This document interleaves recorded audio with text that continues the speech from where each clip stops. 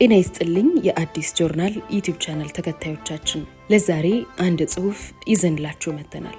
ላይክ፣ ሰብስክራይብ፣ ሼር በማድረግ ሐሳባችሁን ደግሞ ኮሜንት ላይ በማስፈር አብራችሁን ሁኑ።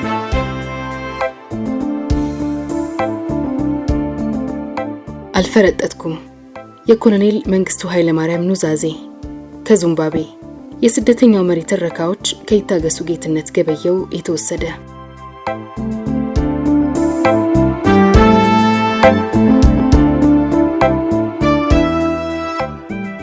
የመጨረሻው መጨረሻ።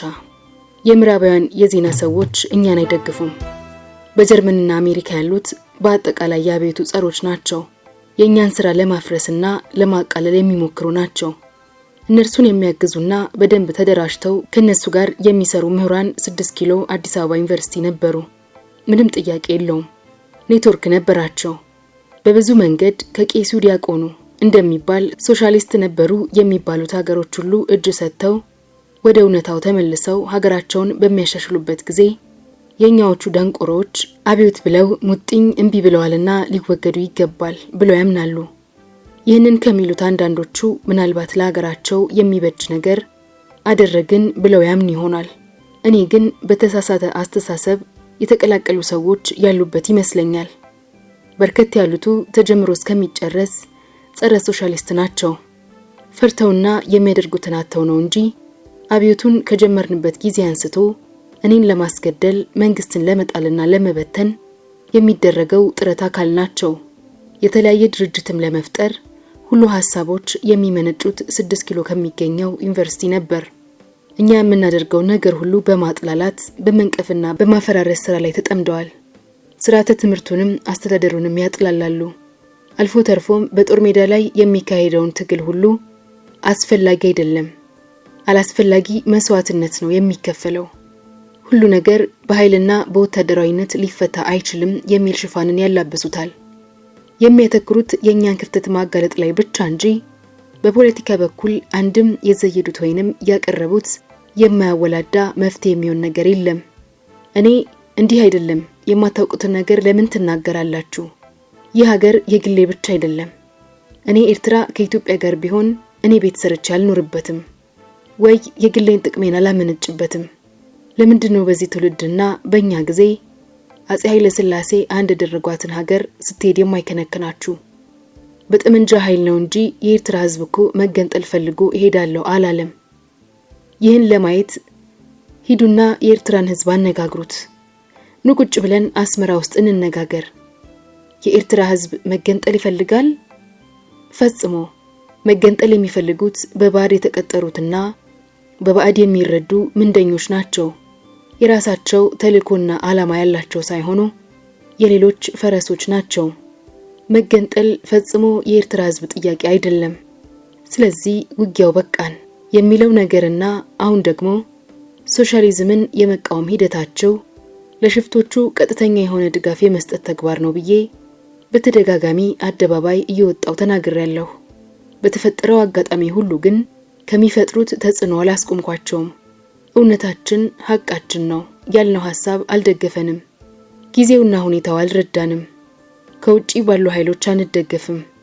የትላንቱ ሶሻሊስት ካምፕ ከኛ ጎን የለም። እንዲያውም የምዕራቡ ዓለም ፕሮፓጋንዳውና ቅስቀሳውን በሬዲዮና ሌሎች መንገዶች አጣጣፈው። የጀርመን ሆነ የአሜሪካ ሬዲዮ ከዚህ የተለየ አልነበረም። ሌላው ቀርቶ የሞስኮ ሬዲዮም የዚህ ተባባሪ ሆነ። ይህንን የእነርሱን ፕሮፓጋንዳ ህዝቡ እየሰማ ሐሳቡን እየለወጠ ሄደ። ሌላው ትልቁ ችግር የኔ ሀገር ተቆርሶ መሄድ የለበትም፣ ትግሉ የጠየቀውን ከፍሎ ኤርትራን በማቆየት የኢትዮጵያን አንድነት ማጽናት አለብን የሚለውን አቋም በሌሎች በኩል ከሚቀነቀነው በቃን ልጆቻችንም ባሎቻችንንም አተናል ማሸነፍ አቅቷቸዋል፣ እስከምን ድረስ ነው ይሄ የሰው ደም የሚፈሰው እየተባለ የሚነዛው ፕሮፓጋንዳ አንጻር ለመቋቋም በጣም አስቸጋሪ ነበር። እኛም አላሸነፍንም። ለምንድነው ሰው የሚገበረው ሲሉኝ ለሀገር ሲባል ነው ከሚል ሐሳብ ሌላ መልስ የለኝም። ኤርትራ እንዳትሄድ ነው ምላሼ። ምን ያህሉ ህዝብ ጉዳዩን በስክነትና በውጤቱ ላይ መሰረት አድርጎ ይረዳኛል የሚለው ሐሳብ ጥያቄ ውስጥ የሚወድቅ ነው። እንደኔ መረዳት በሐቅም የኤርትራ መገንጠል ጥያቄ ፈጽሞ የኤርትራ ህዝብ ጥያቄ አይደለም። ይልቁንም የጂኦፖለቲክስ ውጤት ነው ብዬ አምናለሁ።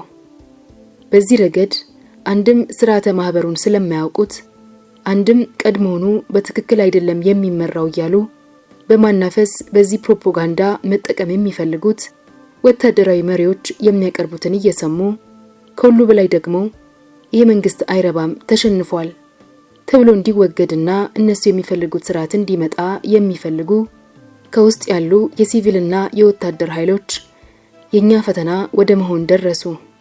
ለምሳሌ ጦርነቱ ይህን ያህል የተራዘመው እናንተ ፖለቲካዊ መፍትሄ ባትፈልጉ ነው የሚል ትችት ይሰነዝሩ ነበር። የኔ ጥያቄ ምን አይነት ፖለቲካዊ መፍትሄ ነው የሚጠበቀው የሚል ነው። ብዙ ጊዜ ተናግሬያለሁ። ሩሲያ ሄደን የኢትዮጵያ ምሁራንና ሽማግሌዎች ባሉበት ትጥቅ አንስተው ከሚፋለቡን ሻቢያም ከጀብሃም ከወያኔም ከሌሎቹም ጋር ስንት ጊዜ ተነጋገርን። ኩባ፣ አረብ ሀገራት ውስጥ ምስራቅ ጀርመን፣ ሱዳን የት ነው ለድርድር ያልሄድ ነው? እግራቸው ላይ ወድቀን እንድንለምን ነው የሚፈልጉት። ለሰላም ስንል ያቀረብነው እድል ያልሰጠነው ነገር የለም። ለምሳሌ ከኤርትራ አማጽያን ጋር ፌዴሬሽን ነበር ያዋጋን። እኛኮ እስከ ፌዴሬሽን መመለስ ድረስ ፈቃዳችንን ገልጸናል። መገንጠልን ብቻ ትቶ ፌዴሬሽኑ ወደ ነበረበት መመለስ ሊያስማማን ይችላል የሚል መደራደሪያ ድረስ በአንደበቴ ተናግሬያለሁ። እነርሱ ግን መስማማት አይፈልጉም ነበር። ዓላማው ምንድነው ሲባል መልሱ ብዙ ሊሆን ይችላል። በኤርትራ ሽፍቶች በኩል ያለው ሁኔታ መባባስ፣ የትግራይ ሁኔታ መልኩን እየለወጠ መሄድ፣ የኦሮሞም ታጋዮች ከነኚህ ጋር አብሮ መሰባሰብ፣ አሜሪካ ላቋቋመው የፖለቲካ ድርጅት አመራር መስጠት ነገሮቹን አወሳሰቡት። ብዙዎቹ አመራር ላይ ያሉ ጄኔራሎች ያንን የኢሰፓ ፓርቲና የኛን መንግስት ቶሎ ድፉት ተብሎ የተነገራቸው ነው የሚመስለው። በዚህ ረገድ ምዕራቡ ብቻ ሳይሆን ራሽያም ሳይቀር ከጠላቶቻችን ጋር ማበር፣ እኚህንና እኚህን መሰል ሁሉ ምስቅልቅሎች ተጨማምረው የኢሰፓ ፓርቲ ጉባኤ ከተከናወነ በአመት ከመንፈቁ በጣም ፈጣንና ያልተጠበቀ ችግር ላይ ወደቅን። እኔ በበኩሌ ሁኔታዎችን ጠቅልሎ መፍረድም ማጣጣልም አልፈልግም። ይገባኛል። የኢትዮጵያ ህዝብ በህይወት፣ በገንዘብ፣ በእውቀት፣ በጉልበት ብዙ ከፍሏል። በደንብ ይሄ እውነት ነው። ግን ወደን አይደለም። የሀገር ግዴታ ሆኖ ነው። ጦርነቱ ኢኮኖሚውን የዛኑ ያህል በልቶታል። እውነት ነው። ለማልማት፣ ለማህበራዊ ጉዳይ፣ ለሰራተኛ ደሞዝ የሚሆነውን ሀብት ለጦርነት ነው የምንማግደው። ምክንያቱም አማጽያኑ ሀብት ከሞላው የአረብ ሀገር ከበርቴ ነው ገንዘብ የሚፈስላቸው። እኛ ከኢትዮጵያ ገበሬ ከሚሰበሰበው ግብር ነው ወስተን እንዋጋ የምንለው። ይህን አይነት ኮንትራዲክሽንና አለመጣጣም አለ። ይሄ የህብረተሰቡ ድህነት ብሶትና ጦርነቱ ረዘመ ከዚህ በላይ አንከፍልም የሚለው ወገን ሐሳብ ቀና ቢሆንም ወይንም ቢመስልም ትክክል ነው ማለት ግን አይደለም። እኛ እዛ ያለነው ለሀገር አንድነትና ለህዝብ ጥቅም ነው። ለሀገር መከፈል ያለበት ዋጋ ሁሉ ደግሞ መከፈል አለበት። ብዙ ክፉ የመከሩ አንዳንድ ሰዎች ነበሩ። ለህዝቡ ለምን ልጆችን ትሰጣለህ? ለምን ባልሽን ትሰጫለሽ? ለምንድን ነው የምትዋጉት? የሚል ሰበካ ይሰብካሉ። ዞሮ ደግሞ ለኛ ጦርነቱ እኮ ኤርትራ ውስጥ ሳይሆን እዚሁ ነው፣ ለምን ዝም ብላችሁ ታያላችሁ ነው የሚሉን። ህብረተሰቡን እንድንገድል ከሆነ የሚፈልጉት አላውቅም። በጣም አስቸጋሪና ፈታኝ ጊዜ ነበር። መጨረሻ ላይ ጓደኞቼም ጭምር እንዴ አለመመስገናችን ብቻ ሳይሆን እንዳጥፊ እየተከሰስን ነው፣ በሌላ መልኩ ደግሞ እንዳሉትም አላሸነፍንም። ምክንያቱም በጦር ሜዳም በመሃልም ያሉ አንዳንዶች ለውድቀታችን እየሰሩ ነው። እኛ ከማን ጋር ቆመን ነው? ለምንና ለማን ዓላማ ነው የምንታገለው? በዚህ ሁኔታስ ምን ደረጃ እንደርሳለን? ብለው ጥያቄ አነሱ። ይሄ ሁሉ ሆነና ወደ መጨረሻው አካባቢ የህዝብ ሸንጎ ጉባኤ ጠራው። 3 ሰዓት የፈጀ ንግግር አዘጋጅቼ ተናገርኩ። የመጨረሻዬ ነበር። የንግግር ይዘት በአብዮታችን ብዙ ህዝባዊ ፕሮግራሞቻችን ስኬታማ ናቸው። የፓርቲው አደረጃጀት ኮሚሽን ኢሰፓኮ በስኬት ተቋቁሞ ወደ ኢትዮጵያ ሰራተኞች ፓርቲ ተለውጧል። ፓርቲያችን ደግሞ በአደረጃጀትና ባነቃነው ህብረተሰብ አማካኝነት ዛሬ ህዝባዊ ሸንጎ ተቋቁሟል። በብዙ መንገድ በየክፍለ ሀገሩ አብዮታዊ፣ ፖለቲካዊ፣ ኢኮኖሚያዊ የሆኑ ነገሮች እየተሰሩ ነው። የማይናቅ እውነት እየተገኘ ነው። ሆኖም ግን አሁን ሀገራችን እንደገና እየተወረረች ነው። የመገንጠሉ ሴራ በከፍተኛ ደረጃ ላይ ደርሷል። ይህንን ለማፍረስና የደረስንበትን ደረጃ ለማስወገድ በጣም አደገኛ የሆነና ያልተጠበቀ ሁኔታ ተፈጥሯል። እንደገና ወገባችንን አጥብቀን ለሌላ ትግል መዘጋጀት አለብን። ሀገር እንሽጥ ወይንስ ሀገር እናቁም? ሀገሪቷን ለማኖርና ለማቆም እንዲህ ያለ መስዋዕትነት ሲጠይቀን በታሪክኛ የመጀመሪያዎቹ አይደለንም። ያለ መስዋዕትነት ማሸነፍ አይቻልም። ይገባናል፣ የሚከፈለው ህይወት ነው። ግን መልሱ ምንድን ነው? ሀገር መስጠት ወይንስ ለሀገር መሞት? የኛ ምርጫ ለሀገር መሞት ነው ብዬ ነው የተናገርኩት። ይህንን ካልፈለገ ህብረተሰቡ ሀገሩን መስጠት ይችላል። ግን እኔ አይደለሁም የምሰጠው፣ እኛ አይደለንም የምንሰጠው ብዬ በጉባኤው ላይ ፍትፍት አድርጌ ተናገርኩ። የሚገርመው ነገር ጉባኤው ያንን የነበረውን ዓላማ ከማጠናከርና ውሳኔ ላይ ከመድረስ ይልቅ በሰሜን ኢትዮጵያ የሚደረገው የትጥቅ ትግል ሰላማዊ የሆነ መፍትሄ እንዲፈለግለት ከሁሉም ጋር በጠረጴዛ ዙሪያ ተቀምጦ መነጋገርና ሁሉንም ያካተተ የሽግግር መንግስት መፈጠር አለበት ብሎ ሐሳብ አቀረበ። እኔ እስከማውቀው ሽፍቶቹ የሽግግር መንግስት የሚባለውን ነገር ጨርሰው ሊሰሙት አይፈልጉም፣ እንኳን ሊቀበሉት። ግን ከ6 ኪሎ የሽግግር መንግስት ይፈጠር ይላሉ። እኔ እንደተረዳሁት ምናባዊ ምኞት ነው እንጂ በተጨባጭ አማጽያኑ እንደሚፈልጉት ስለ ጉዳዩ መረጃ የላቸውም። ሽፍቶቹ በሰላማዊ ድርድር ከኢትዮጵያ ህዝብ ጋር አብሮ ለመኖር ዝግጁ አይደሉም። እነሱ በጦርነት እናሸንፋለን፣ ይህን መንግስትና ስርዓት እንንዳለን ብለው ከመነሳታቸው ሌላ በሉ የሚላቸው ዓለም አቀፋዊ ኃይል ከጀርባቸው አለ።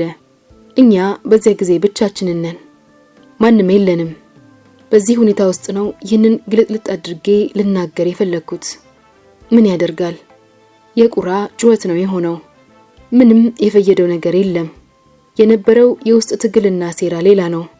የመንግስቱ ኃይሎች ከኛ ጋር ስላልነበሩ ሽንፈታችን እንደ ሀገር ነበር። ደጋግሜ ያነሳዋቸው የኛ ሰዎችና መካሪነን ያሉ ምሁራን ለዲሞክራሲያዊ ልምምድ ይበጃል የሚል እጅግ የተሳሳተ መዳረሻ ላይ ቆሙ። እኔ በበኩሌ ያ ሁሉ ምሁርና ኢትዮጵያዊ ሀገራችን በመከፋፈሏና የወያኔ ቅኝ በመሆናችን ይደሰታሉ፣ ጥቅም ያገኙበታል ብዬ ማላምንም። ስህተታቸው የማያውቁትን እናውቃለን ብለው ማሰባቸው ነው። በዚህም ነው ትልቁን ጥፋት ያመጡት። እኛም መሞከር አለብን፣ ዝም ብለን ማየት የለብንም። ስንት ዘመን ነው የምንዋጋው? በሰላም ይቋጫሉ። ሰላምን ማን ይጠላል? ግን ሰላም ዝም ብሎ እንደምና ይወርዳል እንዴ? በዚህ በኩል ሀገራችን ለወደቀችበት ወያኔ ለገባበት ሁኔታ የእነዚህ ሰዎች አስተዋጽኦ ቀላል አይደለም። በወቅቱ የእናት ሀገር ጥሪን ስንጠራ በዘመናችን ለመጀመሪያ ጊዜ የኢትዮጵያ ህዝብ ጭጭ አለ። ከዳር እስከ ዳር በሚገባ ሴራ ተጎንጉኗል። ለኢትዮጵያ ህዝብ አዝናለሁ። ከዚህ በፊት የእናት ሀገር ጥሪን ተቀብለ በማንኛውም ጎራ ተሰልፈ ለሀገር ታላቅ አኩሪ ድል አስገኝተ አስደሳችና ረጅም ጎዳና ተሻግረህ ነበር። ዛሬ ደግሞ ተመልሰን ችግር ላይ ወድቀናል። ሀገርን ነውና ለአንዴና ለመጨረሻ እንደገና ደግሞ መልሰን ተቋቁመን የነዚህን የአንድነት ጸሮችን ከማስወገድ ሌላ ምንም ምርጫ የለንም። የሀገሬ ሰው ተነስ እባክህ የሚል የ3 ሰዓት ንግግር አደረኩ። ሌላ ጊዜ ወዲያውኑ ብድግ ብሎ ከ6 ኪሎም ከ4 ኪሎም ከየትም ቢሆን አደባባይ ግጥም የሚለው ህዝብ ያን ጊዜ ግን አንድም ሰው ዝር አላለም። ከጀርባችን ብዙ ስራ ተሰርቷል። ያ ሁሉ ጓድ መንግስቱ ይል የነበረ ከሚገባው በላይ እያጋነኑ የሚያጨበጭቡት ሰዎች ሁሉ ጭጭ አሉ። እኔ እንዴት ተደርጎ እንደታመነና ይሄ ሁሉ ህዝብ እንዴት እንዳበረ እስከዛሬም ይገርመኛል። ምንም ነገር አውም አይም የለ። እኔ ብዙ ተናግሬ በዚያ ላይ ተመስረቱና አስተያየት ስጡ ነው ያልኩት። ለሸንጎ ተነስተው የተናገሩት ጥቂት ሰዎች ናቸው። ከተናገሩት አንዱ ቄስ ናቸው፣ አንዱ ዶክተር ኃይሉ አርያ ነው። ሌሎቹም አልፎ አልፎ የተናገሩ አሉ። የአብዛኞቹ ወቀሳ፣ ክስና አሉታዊ የሆነ ትችት ነበር። ታዲያ ምን ይበጃል የምትሉት ሲባል ጊዜያዊ የሽግግር መንግስት ከእንግዲህ ወዲያ ወታደራዊ መፍትሄ አይሰራም። አንድነት የምትለው ነገር ተወው። አንድነት ከሰላም ጋር ነው እንጂ ብቻውን አይኖርም። ሁሉ መጠራት አለበት። ሁሉም በተገኘበት መድረክ የሽግግር መንግስት መቋቋም አለበት። ይሄ ነው ውሳኔያችን አሉ። ወያኔ ሰሜን ሸዋ ደርሷል ብል ምንም አንድም ጆሮ የሰጠኝ ሰው የለም። ከዳር እስከ ዳር እንደታደመ ሁሉ ሁሉም ጸጥ አለ። ዛሬ ላይ ሆኜ የሚገርመኝ አንድ ነገር አለ። ለብሔራዊ ሸንጎ ስብሰባ ከየክፍለ ሀገሩ ብዙ ሰው ነው የምንጠራው። ጉባኤው ላይ ለመገኘት ከአዲስ አበባ ከተማ ውጪ የሚመጣውን አብዛኛውን ተሰብሳቢ ዩኒቨርሲቲ ዶርም ውስጥ ነው የምናሳድረው። ሰውን ሰብስበን እዚያ በመናስቀምጥበት ጊዜ ማታ ላይ የራሳቸውን ስብሰባ እያደረጉ ጉባኤው ላይ ምን እናድርግ እየተባለ እየተመከረ ሴራ ሲጎነጎን ቆይቷል። ከሶማሊያ ጋር ይህን ያህል ተዋጋን፣ ከኤርትራ ጋር ይህን ያህል ተዋጋን፣ ከወያኔ ጋር ይህን ያህል ተዋጋን። ሁልጊዜ ጦርነት ነው። በዚህ ሰዓት አጀንዳውን ፍጹም መለወጥና ለሰላም መቆም አለብን የሚሉ መሰሪ የሆኑ ምሁራን እዚያው ዩኒቨርሲቲ ውስጥ ሰዎቹን አሳምነው በደንብ አድርገው አደራጅተው ጉባኤ ላይ ጠበቁን። የማምናቸው ፍጹም አብዮታውያን ናቸው የሚባሉት ሁሉ ጉባኤው ላይ ዝም አሉ። እኔ ደግሞ የምጠብቀው ሌላ ተአምር ነበር። ከሀገር ውጪም ከሀገር ውስጥም ያሉት በተለይ ደግሞ ምሁራንን የሚሉት በቃ ጦርነቱ ረጅም ጊዜ ገፋ፣ ብዙ የሀገሪቷን ልጆች ፈጀ። እንዴት ነው መንግስቱ ካለ ጦርነት ቋንቋ የለውም ወይ? ውጊያ ነው የሚለው። አሁን ለአንዴና ለመጨረሻ ጊዜ ውጊያን ትተን ሰላማዊ መንገድ መፈለግ አለብን የሚል ሐሳብ ውስጡን አስግረው ከዳር እስከ ዳር ህዝቡን አሳምነውታል። ህዝቡ ደግሞ አንድም ያልተጎዳ ወይ ልጁን ወይ ወንድሙን ወይ ባሏን ያልሰደደች አትገኝም። ረጅምና ሰፊ ጦርነት ብዙ ያስከፈለ ጦርነት ነው። ይሄን በሚገባ አውቃለሁ። እንደ ግፉ ድል አላሸነፍንምና እንደገና መዋጋት ግድ ሆኗል ስል ራሴ የጠራሁት ጉባኤ አይ በቃ አለ። በሰላማዊ መንገድ ብቻ ነው የኢትዮጵያ ችግር የሚፈታው፣ በጦርነት አይደለም።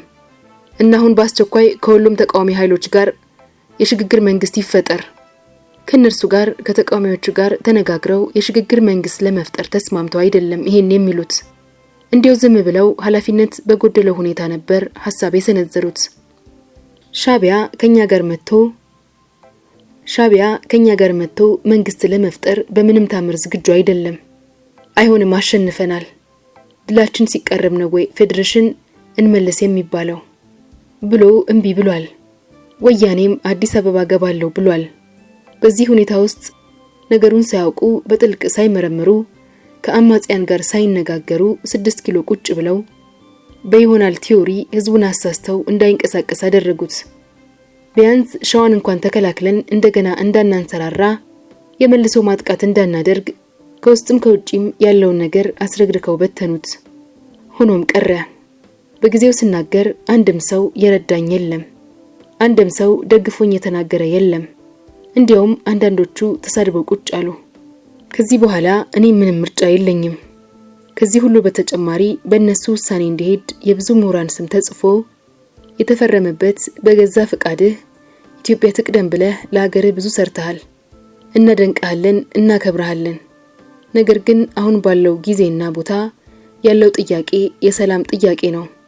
አንተ ረፍ፣ ስልጣኑን ለህዝብ መልስ ብለው ደብዳቤ ጻፉልኝ አሉ። አሁንም ዛሬም አሉ ሰዎቹ። ዛሬም ለኢትዮጵያ ያገባናል እያሉ የሚሉትን ሰማቸዋለሁ።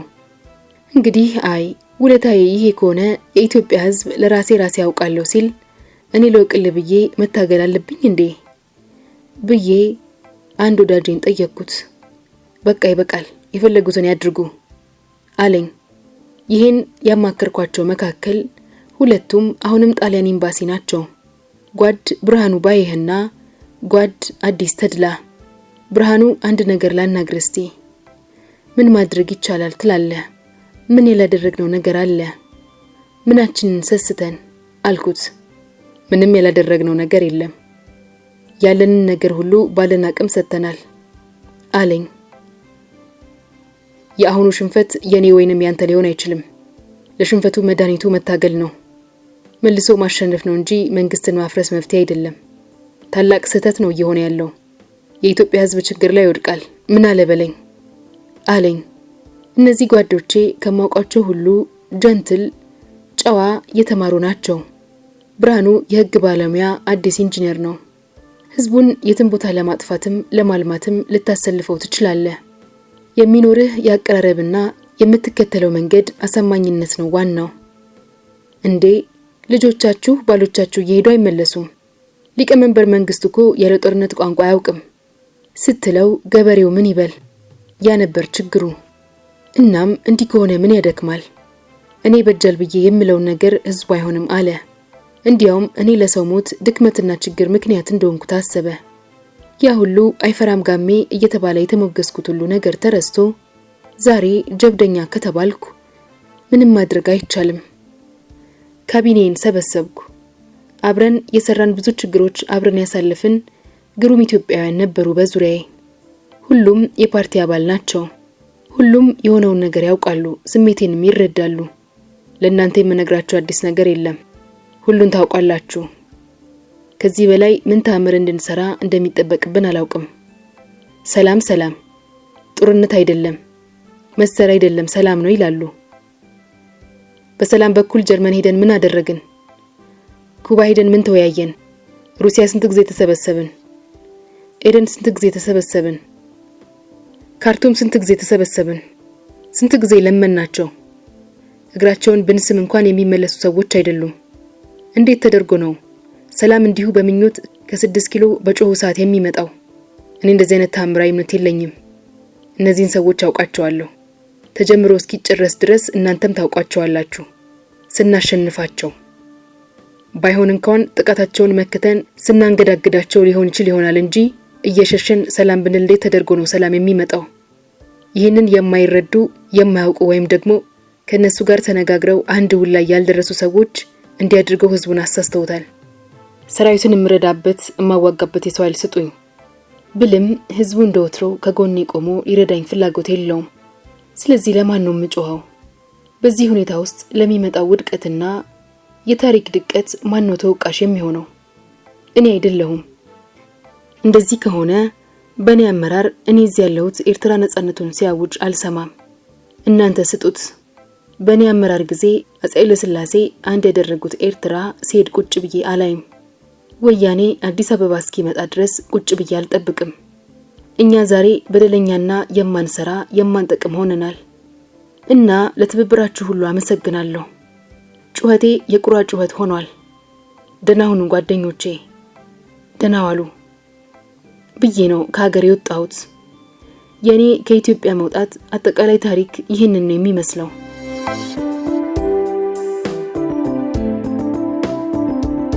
ከሀገር ወጡ እስከ ፈረጠጡ። ስለኔ ከሀገር መውጣት ብዙ ሲባል ሰምቻለሁ። የኢትዮጵያ ሕዝብ ብዙ አውርቷል። በነገራችን ላይ እንዲህ ስላዝናለሁ። የምትሰሙት አብዛኛው ነገር ውሸት ነው። እውነቱ በጣም ጥቂት ብቻ ነው። እኔ በደንብ አድርጌ ተሰናብቼ ነው የደመደምኩት። ቢያንስ ጉባኤው ላይ ከእንግዲህ ሀገር ለማዳን በማደርገው ትግል ካላመናችሁ፣ ያቀረብኩትን ጥያቄ ካልሰማችሁና ተዋጊውን ሰራዊት ካላጠናከራችሁ ለሚደርሰው ነገር ኃላፊ ነኝ አይደለሁም፣ እናንተ ናችሁ ብያለሁ። የሚኒስትሮች ምክር ቤትን ሰብስቤ ደግሞ አዝናለሁ ጓዶች፣ እስከዛሬ ድረስ ላሳያችሁ ትጋት፣ የሀገር ፍቅር ስሜት፣ አብዮታዊነት ሁሉ አድናቆቴን አክብሮቴን እገልጻለሁ። ከዚህ በኋላ አብረን የምንሰራበት ሁኔታ የለም። እንደሰማችሁት 3 ሰዓት ሙሉ አልቅሼ ተናግሬ ጩኸቴ የቁራ ጩኸት ሆነ። ደህና ዋሉ ነው ያልኳቸው። ምንም ስውርና ድብቅ ነገር የለም። ብላቴን ሄዱ ምናምን ብሎ ነገር የለም። እውነት ነው። ብላቴን ሄዳለሁ ብያለሁ። ኬንያ ወይንም ዚምባብዌ ሄዳለሁ አልልም። እውነቱ ይሄ ነው። ከሸንጎ ስብሰባ አስቀድሞ በፍጹም በህይወቴ ይሄን የመሰለ ዓላማ አልነበረኝም። በፍጹም እንደዚህ ይታሰባል ብዬ አላምንም ነበር። ነገር ግን እኔ ያኔ እዛ በቀመጥ ኖሮ 20 ዓመት በወያኔ ስር መበስበስ ነበር ውጤቱ። ይሄ ደግሞ ለኢትዮጵያ ሕዝብ የሚጠቅመው ነገር የለም። ደግሞም በወቅቱ ከነበረው አጠቃላይ ሁኔታ አንጻር ወያኔን የሚያቆመው ነገር የለም። ሁሉን ነገር አውጥቼ አውርጄ እኔ አመራር ላይ ሆኜ ኤርትራ አትሄድም። እኔ እዚህ ቁጭ ብዬ ወያኔን አልጠብቅም። እንዋጋ፣ እንመልሰዋለን። ይህንን ኃይል እርዱኝ ብዬ በጠይቅም አይሆንም በዚህ ሰዓት ከእንግዲህ በኋላ በጠረጴዛ ዙሪያ ነው ውጊያ፣ በንግግር እንጂ በጠመንጃ አይደለም ሲሉኝ ሰራዊቱ ይሰማል። ሰራዊቱ መሳሪያውን ጥሎ ነው የተመለሰው። እኔ ጠየቅኩት፣ ሰራዊቱን እንርዳው እየተመናመነ ነው፣ ብቻውን ነው፣ በአንዳንዱ ቦታ በየአካባቢው ሲቪል ሁሉ እየወጋው ነው ብዬ ተናግሬያለሁ። ስለ ሰራዊቱ ግን አንድም የተናገረ ሰው የለም። እውነትም ሰራዊቱ ይህን ያህል ጊዜ ደክሟል፣ ደሙን አፍስሷል፣ ህይወቱን ሰጥቷል ለሀገር ብሎ ያለ የለም። ከጠላቶች ጋር ቁጭ ብለን እንምከር ነው ያሉት። ሰራዊቱ እኔ ያንን ስል ሰምቷል፣ ይሰማም ነበር። እናም ሰራዊቱ ጥሎ ተመለሰ። ወያኔ ሰተት ብሎ ያለምንም ችግር ቤተ መንግስት ገባ። ይህንን ቁጭ ብሎ በሚገባ ላጤነውና ውስጡን ለሚያውቀው ምናልባትም እየጻፍኩት ባለውት 3ኛው መጽሐፌ ውስጥ ስለማካትተው የሚያነብ ካለ ለሚገነዘበው አሳፋሪ ታሪክ ነው ብዬ ነው የማምነው። በቀጥታም ሆነ በተዘዋዋሪ መንገድ ያንን ስልጣን የማይመኝ የለም። ግን ያንን ስልጣን መያዝ ደግሞ ቀላል አይደለም። በሰራዊቱ አመኔታን ማግኘት ያስፈልጋል። በስራው ልምድ ይጠይቃል። በየጊዜው ወቅታዊ ውሳኔ መስጠት ያስፈልጋል። ጦርነት ነው ይሄ፣ ዳንስ አይደለም፣ ሰርግ አይደለም፣ ጨዋታ አይደለም። በሰው ህይወት ነው እምንፈርድና እምናዘው። ይህን ሁኔታ ነው እንቅልፋተን ለ17 ዓመት ያሳለፍ ነው። ያውቁታል። በሰው እጅ ምን ያምራል እንደሚባለው እኔ ላይ በነበረ ጊዜ እንደዚያ ቢሆን ኖሮ ባይሆን ኖሮ የሚሉ ሁሉ በኋላ ላይ ሁሉም ነገር እጃቸው ላይ ሆነ። ኳሱም እግራቸው ስር ወደቀ። እነ ጀነራል ተስፋዬ ገብረ ኪዳን ይህን ጉዳይ ለህዝብ ሲገልጡ ሸሸ ማለታቸው ለኔ ዱብዳ ነው። ተስፋዬ ደንግጧል። ጀነራል ተስፋዬ ሌላ ሰው አይደለም። ተጀምሮ እስከሚጨረስ ከኔ ጋር ነው የኖረው። ያንን ውጊያ የተሳተፈ አንድ ሰው እርሱ ነው። ተሰብስበው ምን ይበሉ? አሜሪካኖቹ ተማጽነዋል። ወይድ ነው ያሉት። አልተቀበሉትም። የመንግስት ሰው ነው፣ ስለተሸነፈ ነው ብለው አሜሪካኖቹ 100% ከገንጣዮቹ ጋር ቆመዋል። እንግሊዝ ሀገርም ሰብስበው እየዶለቱ ነበር። እናም ተስፋዬ አሜሪካኖች ያሉትን ነው መፈጸም ያለበት። ወንበዴው ጥቃቱን እንዲያቆም እነርሱ መሃል እንዲገቡ ጠይቆ ወግዳሉት። እነርሱም ሆነ ሌሎች የመሰላቸውን ተናግረዋል። እኔም በርሱ አልፈርድበትም። ይህንንም ተቀብለው ባስተጋቡ ጓደኞቼም አልፈርድባቸውም። ኋላም ተስፋዬ ጣሊያን ኤምባሲ ገብቶ ሞቷል። በ17 ዓመት እንደዚያው ጣውረድ ውስጥ ሌትና ቀን እየደከምን ነበር ያቅማችንን ሀገርን ከብተና ለማዳን የሞከር ነው። በተወሰነ ደረጃ ሀገሪቷን ብዙ ጊዜ ያስከብረን እንዲሁም ሙሉ በሙሉ ከወንበዴ ነፃ ልናደርጋት ዳር ደርሰን ነበር። ለዚያም የተከፈለው መስዋዕትነት ቀላል አልነበረም። የተሰጠው አመራር ቀላል አልነበረም። የወጣው ገንዘብና ሎጂስቲክስ ቀላል አልነበረም። በአንድ ታዳጊ ሀገር ረጅም ብዙ የጠየቀ ብዙ መሳሪያ የተሰለፈበት ምናልባትም ከኮሪያ ጦርነት በመለስ የኛ ጦርነት ነበር። ይህንን ሁሉም ሰው ይቀበለዋል።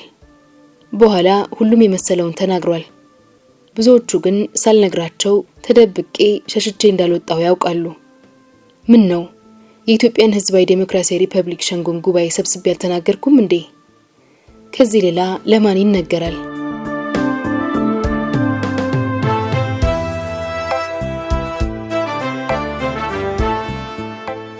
የስደት ዱብዳ። የዛን ጊዜ በነበርኩበት ሁኔታ አዝኛለሁ። ራሴ ዞሮ ነበር። ሁሉን ነገር ለኢትዮጵያ ሕዝብ ነው ያደረግነው። አንድም ነገር በግል ለኔ እንደ ጓድ ለኛ ብለን አልደከምንም። ብዙዎቹ ጓደኞቼ ሀገርን በተመለከተ ያለን አቋም ተመሳሳይ ነበር። ምናልባት አንዳንዶች ሰዎች ናቸውና አንድ ቤት ሰርተው አንድ መኪና ገዝተው ወይ ልጆቻቸውን ለትምህርት ወደ ውጪ ልከው ሊሆን ይችላል እንጂ እንደ ቀድሞ በዝባዦች መሳፍንትና መኳንንት ወይንም በሌላው ዓለም እንደምናየው አይሰርቁም። የኔ መንግስት በዚያ በኩል ቆሻሻ እጅ የለውም። ኢትዮጵያ ያኔ ለህዝቡ የቆሙ የኢትዮጵያ ቤት የፈጠራቸው ልጆች ነበሯት። ብዙ ነገር ተወጥኗል። ገና ብዙ ነገር ይፈጠራል በሚል ተስፋ ሌት ተቀን እረፍት የለም። በአንዱ በኩል ጦርነቱን፣ በሌላ በኩል ኢኮኖሚውን ለማሸነፍ ታግለናል። ገበሬውን ከዳር እስከ ዳር በማደራጀት እንዴት አድርጎ ምርታማ ይሆናል? በዶማና በበሬ እየታረሰ ኢትዮጵያ በምን ታምር ልትለወጥ ትችላለች? መሳሪያ ከየት ይመጣል? እንዴት ይመረታል? እንዴት ይታደጋል? እንዴት ይጠገናል? እንዴትስ ለግልጋሎት ይውላል? የሚል ሐሳብ ብቻ ነበር አንጎላችንን ቀፍድዶ የያዘው። አንድ ሀገርን ለመገንባት በታሰቡ ነገሮች ሁሉ ላይ ነበር ስንደክም የነበረው። ጦርነት እየተፈታተነን፣ ሰውን ለጦርነት እየለመንን፣ የሰውን ልጅ ለጦርነት እየወሰደን ታግለናል። የሚመለስ የለም። በሰሜኑ ጦርነት ብዙ ዋጋ ከፍለናል። እዚያ ሁሉ ድካም ላይ ሆነን የጠራሁት ጉባኤ በሴረኞች ተጠልፎ በዚህ አይነት ሁኔታ ምላሽ ሲሰጠኝ ሌላውን ሁሉን ተወውና በቤት ያሉትንም ልጆች ማስታወስ ተሳነኝ። በጣም ከፍተኛ ሐዘን ውስጥና ችግር ውስጥ ነው የወደኩት። በጣም የቅርብ የሆኑ ጓደኞቼ አባቴን ጨምሮ ምን እናድርግ፣ ምንድን ይሻላል ብዬ መከርኩ። ሁሉም ጣልና ሂድ፣ ምን ያልተደረገ ነገር አለ? ሊገሉህ ነው እኮ የሚፈልጉት አሉኝ። እውነት ነው። ብዙ የጦር መኮንኖች፣ ጄኔራሎች በተለያየ ሁኔታ የግድያ ዕቅድ አቅደው በእድልና ጣፋንታ የማምን ባልሆንም በአጋጣሚ ተረፍኩ። እኔ ህይወቴን፣ ኑሮዬን፣ ያለኝን ነገር ሁሉ ለኢትዮጵያና ለህዝቦቿ ጥቅም፣ ለኢትዮጵያ አንድነት ብዬ ስደክም የህብረተሰቡ መልስ ይሄ ነው እንዴ? ለስልጣን ሙጥኝ ብዬ እዚያ ላይ የተቀመጥኩ አይነት ነገር መሰለ።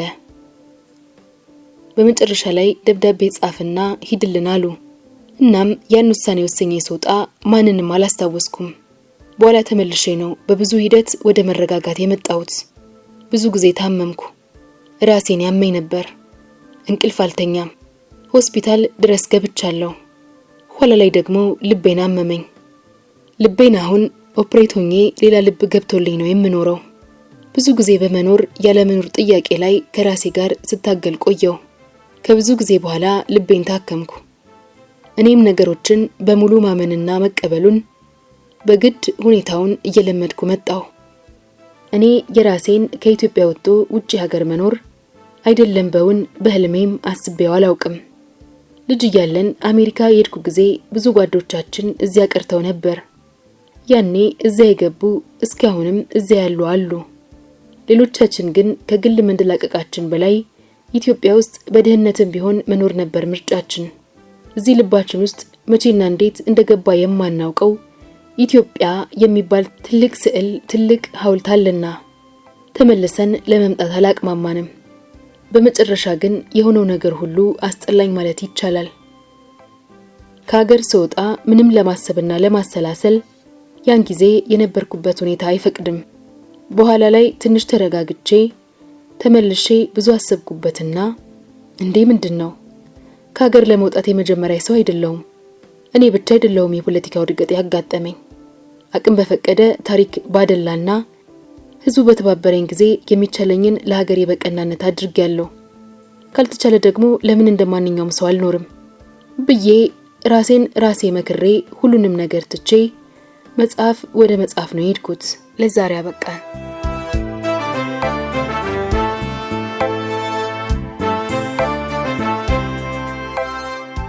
የዛሬው ጽሑፋችን እንዴት ነበር? ከወደዳችሁት ኮሜንት ጻፉልን። ላይክ፣ ሰብስክራይብ እና ሼር ማድረግ ማይረሳ። በሌላ ጽሑፍ እንገናኛለን።